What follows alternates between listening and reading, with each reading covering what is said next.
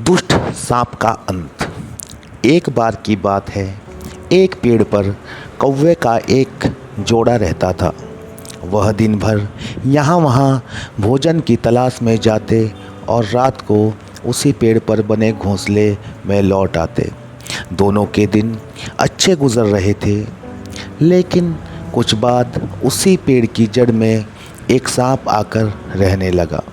पेड़ की जड़ नीचे से खोखली थी, इसलिए सांप को इसमें बिल बनाने में देर नहीं लगी और वह सांप इसी पेड़ की जड़ में रहकर आसपास के छोटे जीव जंतुओं को खाने लगा।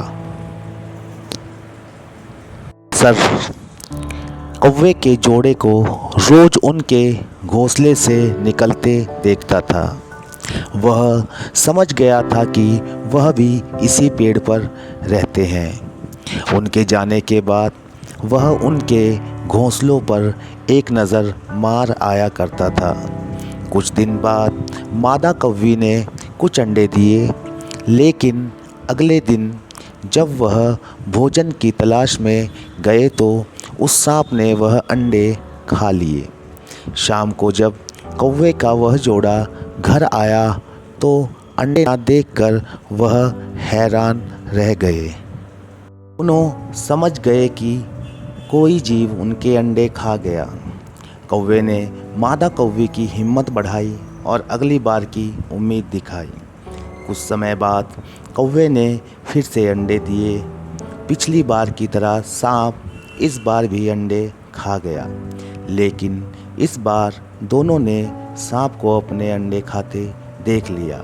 अब कौवी ने कौवे को ये जगह छोड़ने के लिए कहा, लेकिन कौवे ने मना कर दिया और कहा कि यह सांप का डर है, लेकिन हमें इस तरह से ये जगह नहीं छोड़नी चाहिए। कौवे ने कहा, मैं कुछ रास्ता निकालता हूँ। कौवे ने कहा, हम इसी पेड़ पर सबसे ऊपर वाली टहनी पर अपना घर बनाएंगे और यदि सांप वहाँ गया तो उसे बाज या चील देख लेंगे और खा लेंगे।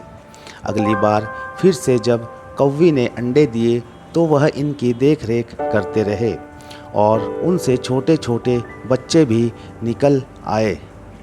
सांप जब उनकी गैर मौजूदगी में वहाँ गया और घोंसला ना देखा तो वह समझ गया कि वे कहीं और चले गए हैं। लेकिन जब वह रोज़ सुबह उनको वहाँ से उड़ते देखता तो वह समझ गया कि वह सबसे ऊपर वाली डाल पर रहते हैं। लेकिन एक दिन जब दोनों भोजन की तलाश में बाहर गए तो सांप मौका देखकर बच्चों को खा गया। दोनों जब वापस आए तो और बच्चों को ना देखकर भौचक्के रह गए। वह समझ गए कि बच्चों को सांप खा गया। अब कौवी ने यहाँ से जाने की ठान ली। अगर आखिर कब तक वह अपने बच्चों को इसी तरह मरते देखते। कौवे ने कहा, माना समस्या थोड़ा जटिल है, लेकिन हम घर छोड़ के बजाय किसी से मदद लेनी चाहिए। अब को वह मदद लेने के लिए अपने मित्र हंस के पास गया। हंस पास वाली नदी में बने एक तालाब में रहता था। कौवा जब वहाँ पानी पीने जाता तो उस समय उसकी दोस्ती उससे हो गई। वह हंस के पास गया और सारी बात बता दी। हंस काफ़ी समझदार था। उसने एक योजना बनाई और कौवे को भी योजना पसंद आई और वह तैयार हो गया। योजना पर काम अगले दिन होना था। इसी नदी में एक राजकुमारी अपनी कुछ सहेलियों के साथ सैनिकों के संरक्षण में स्नान के लिए आती। अब इन सब का ध्यान अपनी ओर करने के लिए हंस इनके सामने आ गया और हंस को देखकर इन सब का ध्यान हंस की ओर हो गया। इसी बीच कौवे ने राजकुमारी का हीरो का हार उठा लिया और उड़ने लगा। भी जैसे ही कौवा उड़ने लगा उस पर सैनिकों की नज़र गई और वहाँ कौवा का पीछा करने लगे। कौवा भी धीरे धीरे उड़ रहा था और वह सैनिकों को उसी पेड़ के पास ले गया और उसने वह हीरो से जड़ा हुआ हार पेड़ की जड़ में बने सांप के बिल में डाल दिया। तभी वहाँ सैनिक भी पहुँच गए और उन्होंने वह हार कौवे को बिल में डालते हुए देख लिया। जब सैनिकों ने हार निकालने की कोशिश की तो उन्होंने पाया कि हार के ऊपर एक सांप बैठा हुआ है। तभी एक सैनिक ने अपना भाला सांप के मुंह पर मार दिया।